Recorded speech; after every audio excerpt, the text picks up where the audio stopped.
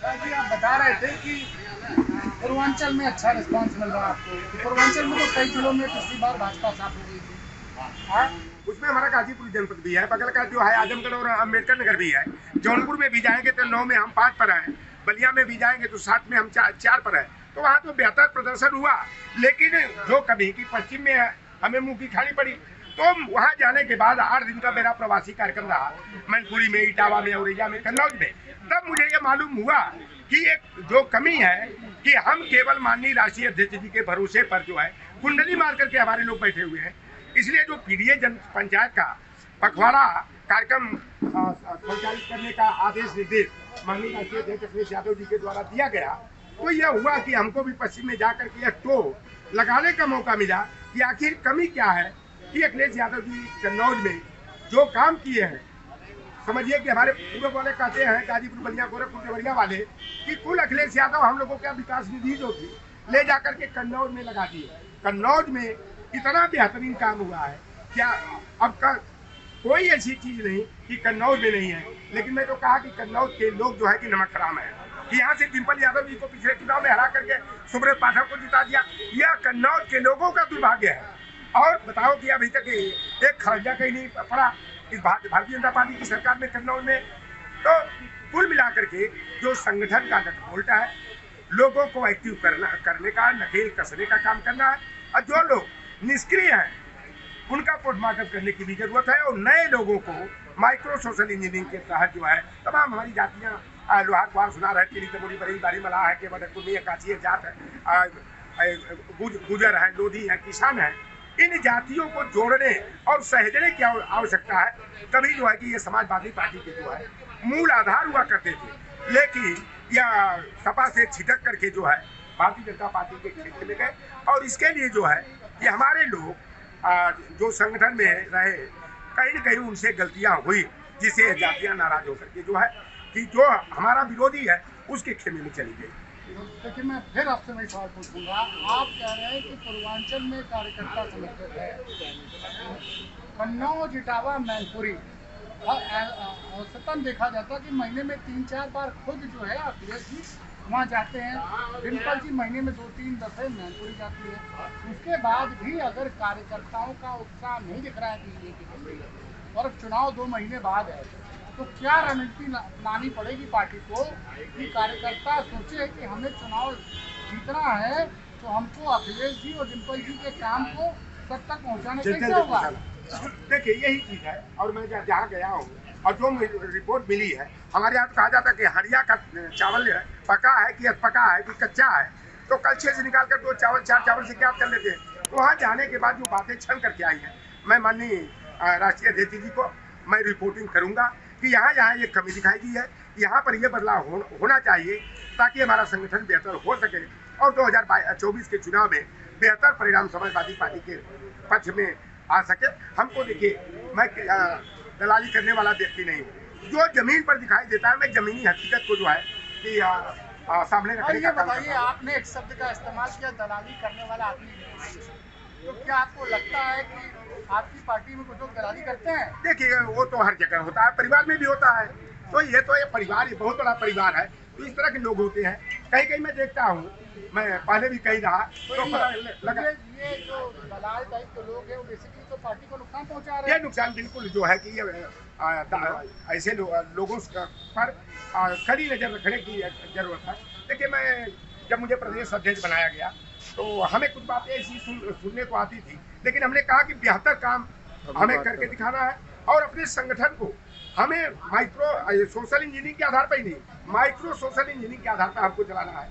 जो सम्मान हमें यादव को देना है, कुर्मी को देना है, निषाद और लोधी और जातियों को देना, वही सम्मान हमें बंजारा को भी देना है, नायक को देना है, गिरी को देना है, बरई, बारी, नाई, धोबी, पूजा, कसाई, नट, बंजारा को देना है।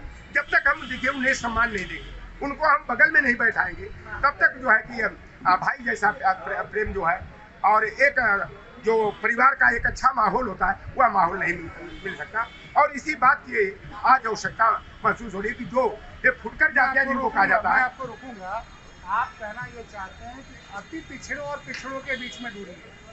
हाँ, कुछ लोगों ने दूरी पैदा कर दिया है, ये दूरी, और उसी दूरी को पाट कर बड़े भाई और छोटे भाई की भूमिका में जो है समाजवादी पार्टी के लोगों को पूरे वैचारिकी के साथ, अपने मनोवृत्ति के साथ जो है इस तरह का माहौल बनाना है कि एक यादव भी जो है कि सहला करके, दुलार करके एक नाई को, एक बरई को भी गले लगाए और उसके सुख दुख में जो है कि शरीक हो। और लोहार पार, चुनाव तेली, बरई, मला, केवट, लोधी जैसी जातियां भी ये महसूस करें कि हमारे यादव भाई, हमारे कुर्मी भाई, चाहे साक्य हो, ये हमारे भाई है। सबको साथ कर, सबको साथ लेकर के चलना है, तभी जो हमारा पीडीए का फार्मूला है। अब लोग कहते हैं, कुछ हमारे पार्टी के लोगों ने ही कहा कि पीडीए में तो हम लोग बाहर हो गए।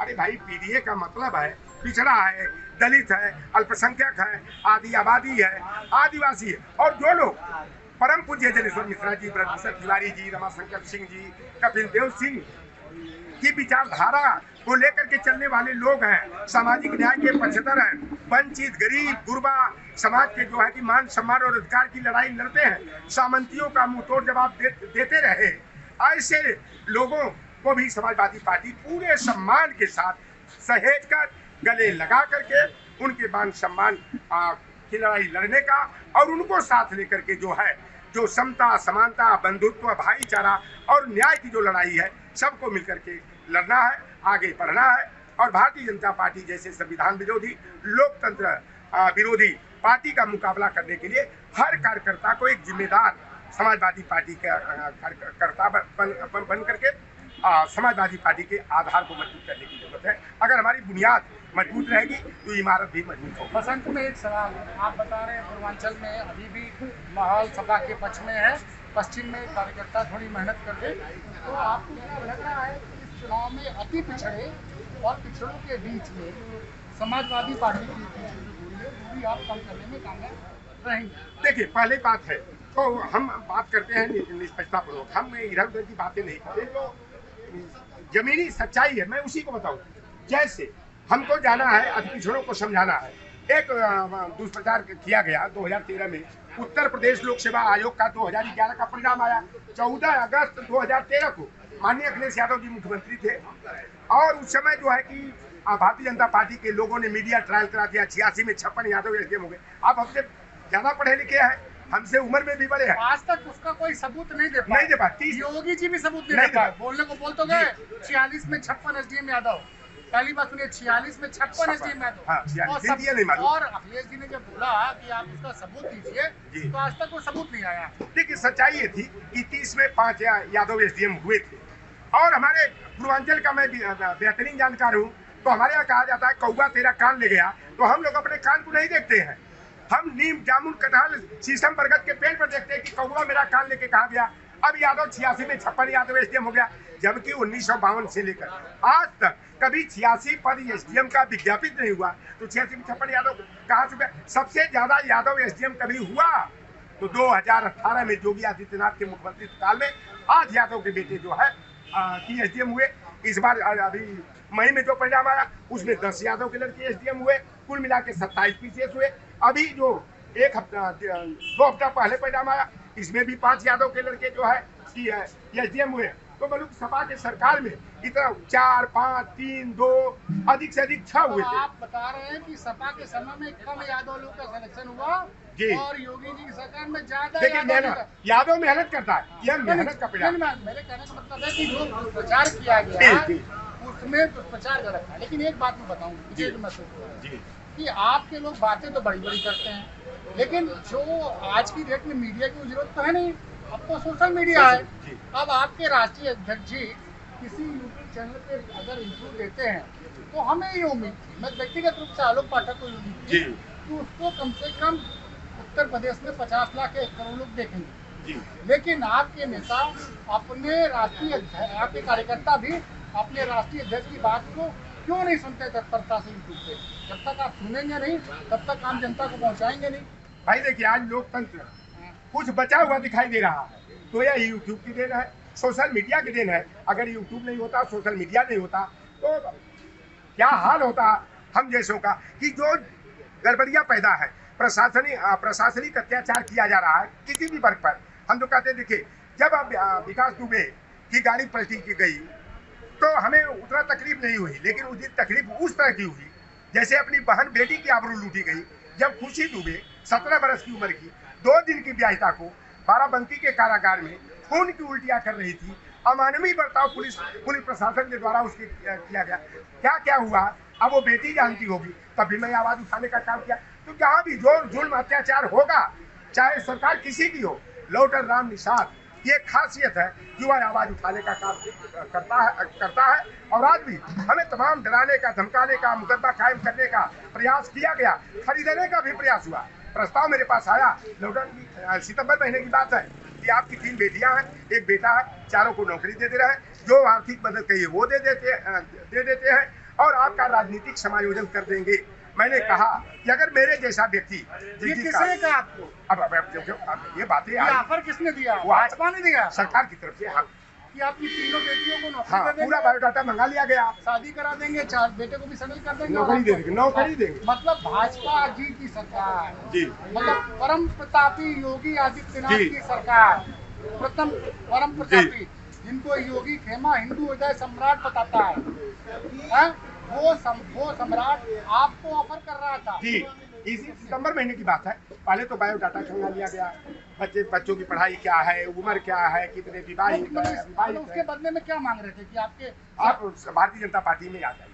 मैंने कहा भारतीय जनता पार्टी में जाने से बेहतर है कि मैं किसी तिराहे और चौराहे संजय निषाद को तो ले ही गए हैं, मतलब उनको लोटन राम निषाद भी चाहिए। लोटन राम क्यों? संजय निषाद का मतलब संजय निषाद की काबिलियत भरोसा नहीं है। वो बिका हुआ है आदमी, उसका जिस आदमी का जमीर बिक गया है। ओम प्रकाश राजभर भी उनके साथ है, वो पलटी की बात है। 2 दिन पहले जयंत चौधरी को भी लेके गए हैं। वो वही मतलब कोई काम हमने किया है क्या भाजपा ने? आप जयंत चौधरी क्या कहते थे? नहीं, हम ये पूछ रहे हैं, भाजपा ने काम नहीं किया? क्या काम किया? आपको काम क्या दिखाई दे रहा? लखनऊ बता दिया पाठक जी, आप दिखा दे। ये नंबर बदलने का, रंग बदलने के अलावा कोई काम किया है? यूपी 100 का नाम 112 कर दिया, क्या परिवर्तन हो गया? इकाना स्टेडियम का नाम भारत रत्न पंडित अटल बिहारी वाजपेयी अंतरराष्ट्रीय क्रिकेट स्टेडियम रख दिया, क्या उससे गुणवत्ता में सुधार हुआ? क्या जितना काम आप देख लीजिए कि अखिलेश यादव जी ने किया कि उत्तर प्रदेश की राजधानी को, लखनऊ को चमकाने दमकाने का और अंतरराष्ट्रीय पटल पर एक बेहतरीन तस्वीर पेश करने का काम किया। और यह सरकार बस केवल भाई ठीक है, केवल बस अच्छा बंटवाए दो, दिया जलाने का रिकॉर्ड करा दो, और जितने भर्ती का विज्ञापन निकलता है उसका पेपर स्वयं ये लोग खुद है अपने लोगों से पेपर लीक कराने का हो हल्ला करके हमारे बच्चों का, चाहे सवर्ण के बच्चे हो, चाहे दलित पिछड़े मुसलमान के बच्चे हो, बच्चे होते हैं। आप बताइए 538 पद पर ARO और RO की भर्ती थी, 2 जगह पेपर लीक हो गया, तो पूरे बच्चों का 14 लाख बच्चे परीक्षार्थी थे, प्रतियोगी थे, उनका भविष्य क्यों अंधकार में डाला गया? अब तक ये भी सवाल है कि जितना विज्ञापन उत्तर प्रदेश में निकला, पहले 19 का यही हाल हुआ था, और ये लास्ट में चुनावी बेला पर जो आया था इसका भी हाल हुआ। हमको तो लगता है कि पुलिस में जो 61,000 भर्ती होने वाली है ना, उसका भी यही हाल होगा, क्योंकि ये चुनावी जुमला है और हमारे नौजवानों का भविष्य बर्बाद ही नहीं किया गया। एक पीढ़ी को बर्बाद करने का काम योगी आदित्यनाथ जी और नरेंद्र मोदी जी की सरकार ने कर दिया।